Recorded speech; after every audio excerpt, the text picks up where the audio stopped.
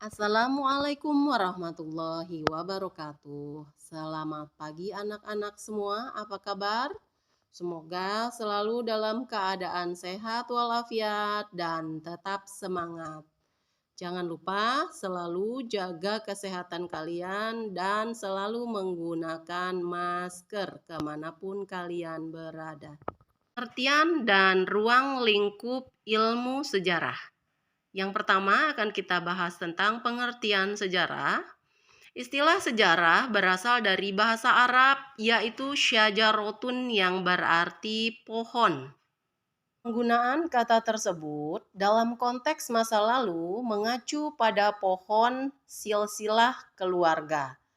Dalam hal ini, berarti sejarah itu hanya mengacu pada masalah asal-usul atau keturunan seseorang. Kata sejarah yang lebih dekat dengan pengertian tersebut terkandung dalam bahasa Yunani, yaitu historia yang berarti ilmu. Sedangkan dalam bahasa Inggris, sejarah berarti history, yaitu masa lampau umat manusia. Dan dalam bahasa Jerman dikenal dengan istilah Geschichte atau sesuatu yang telah terjadi.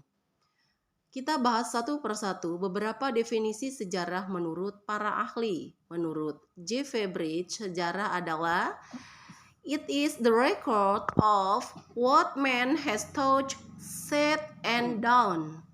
Sedangkan yang kedua, menurut Muhammad Yamin mengatakan bahwa sejarah adalah suatu ilmu pengetahuan yang disusun atas hasil penyelidikan beberapa peristiwa yang dapat dibuktikan dengan kenyataan. Pengertian yang keempat, Kunto Wijoyo mengatakan bahwa sejarah adalah rekonstruksi masa lalu tentang apa yang difikirkan, dikatakan, dikerjakan, dirasakan, dan dialami oleh manusia. Yang kelima, berdasarkan pendapat Sartono Kartodirjo, sejarah adalah berbagai bentuk penggambaran tentang pengalaman kolektif di masa lalu. Sedangkan yang keenam adalah Muhammad Ali. Beliau berpendapat sejarah adalah berbagai bentuk penggambaran tentang pengalaman kolektif pada masa lampau. Kita ambil kesimpulan, sejarah adalah merupakan rangkaian peristiwa masa lampau yang menyangkut kehidupan manusia setelah dia mengenal tulisan. Sedangkan ilmu sejarah adalah ilmu yang mempelajari tentang seluk-beluk manusia pada masa lampau setelah manusia tersebut mengenal tulisan. Kedua, sejarah sebagai peristiwa, kisah, ilmu, dan seni. Sejarah sebagai peristiwa berarti bahwa kejadian itu pernah ada dan benar-benar terjadi serta dapat dibuktikan secara ilmiah.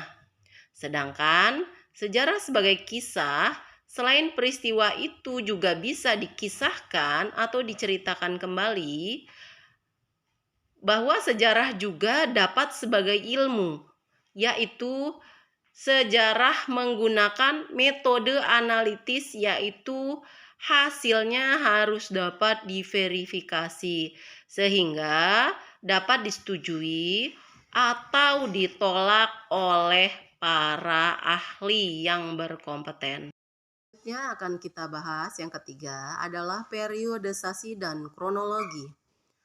Periodisasi adalah penentuan pemenggalan kurun waktu yang akan diteliti dan didasarkan pada alasan-alasan tertentu yang rasional atau masuk akal dan ilmiah, serta erat kaitannya dengan permasalahan-permasalahan yang hendak diteliti.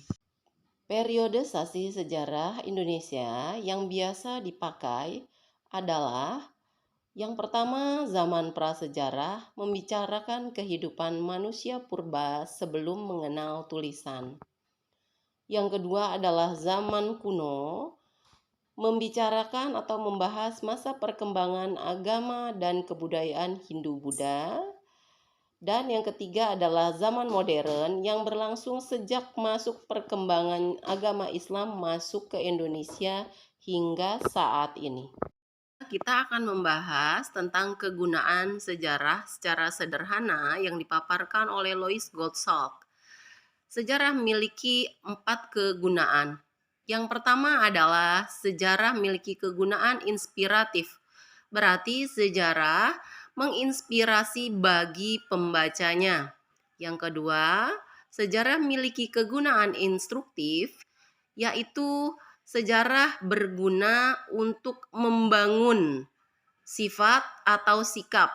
Yang ketiga, memiliki kegunaan edukatif, berarti sejarah memiliki kegunaan untuk memberi pendidikan atau pelajaran bagi yang membacanya. Dan yang keempat, sejarah memiliki kegunaan rekreatif. Maknanya, sejarah memiliki kegunaan untuk memberi hiburan bagi yang menikmatinya. Demikianlah materi kita kali ini. Bu akhiri, wassalamualaikum warahmatullahi wabarakatuh. Tetap jaga kesehatan dan tetap semangat.